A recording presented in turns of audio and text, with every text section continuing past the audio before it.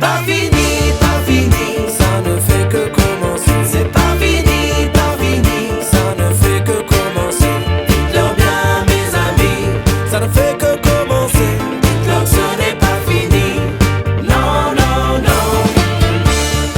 Alors que des discussions sont en cours dans le cadre d'un agenda social de la fonction publique, le gouvernement doit permettre à la fonction publique et aux services publics de jouer tout leur rôle.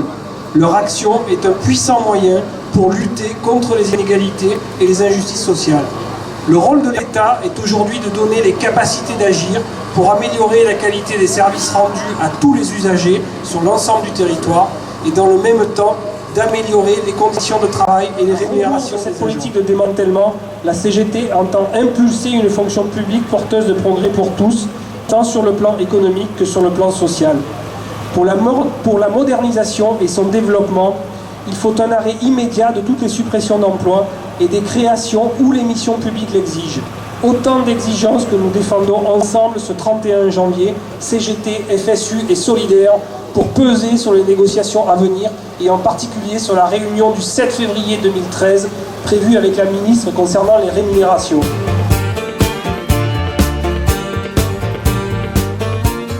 Défendre le service public, nos emplois, lutter contre la précarité de partout où elle existe, notamment dans les postes du Conseil général, révalorisation de nos rémunérations, du point d'indice. On est là aujourd'hui pour la défense du service public et pour un service public de qualité, surtout de qualité. Le refus de la précarité, donc avec un plan de titularisation pour les jeunes en formation chez nous, ou les jeunes professionnels. Pouvoir d'achat des fonctionnaires déjà. Le point d'indice qui ne monte pas depuis 3 ans. Voilà, et toutes les diminutions de postes, travailler, et beaucoup de contrats précaires aussi, pour la titularisation des contrats précaires. Pour sortir de la spirale dangereuse de la récession, il faut permettre aux ménages de consommer.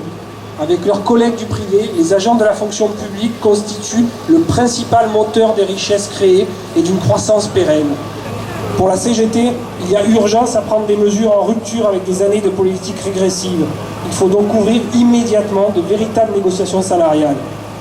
Pour les libéraux de tout poil, les fonctionnaires sont toujours trop nombreux et coûtent toujours trop cher à la société. C'est au nom de ce dogme et sous le prétexte d'une résorption de la dette publique que les gouvernements qui se sont succédés ces 10 dernières années ont conduit des politiques visant à limiter les emplois publics.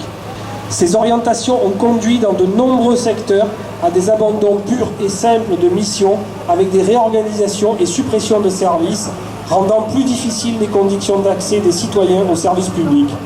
Pourtant, les besoins d'intervention publique sont aujourd'hui immenses et chacun s'accorde à reconnaître la place incontournable des services publics comme amortisseur de la crise actuelle.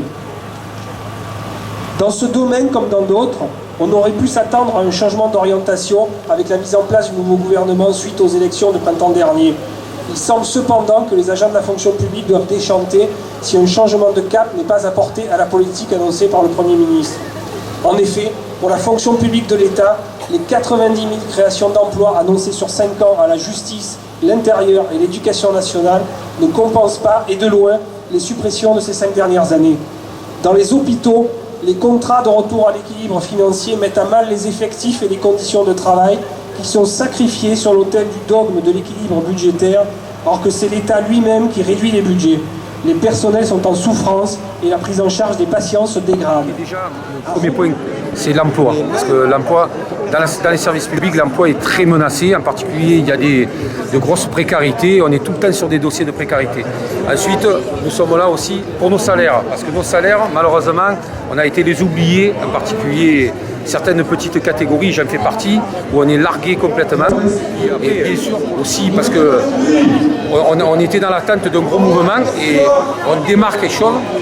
Et je pense que le 31 janvier doit être le début de quelque chose.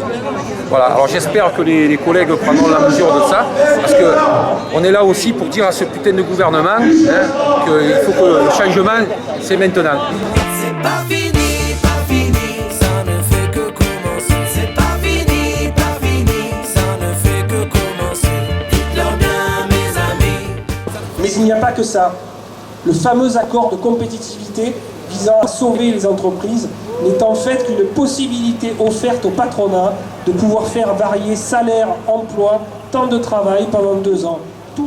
C'est un accord dont la principale caractéristique est de faciliter les licenciements et de rendre plus difficile les recours des salariés, des syndicats.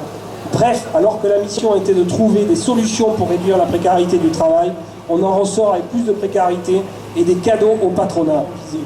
Une journée d'action se profile fin février ou début mars pour exprimer notre opposition à ce recul social sans précédent qui a été voulu et signé par la CFDT et le MEDEF au mépris des règles de la représentativité. Une autre journée d'action doit aussi avoir lieu le 13 mars à l'appel de la Confédération européenne des syndicats. La CGT y prendra toute sa place. Je vous remercie.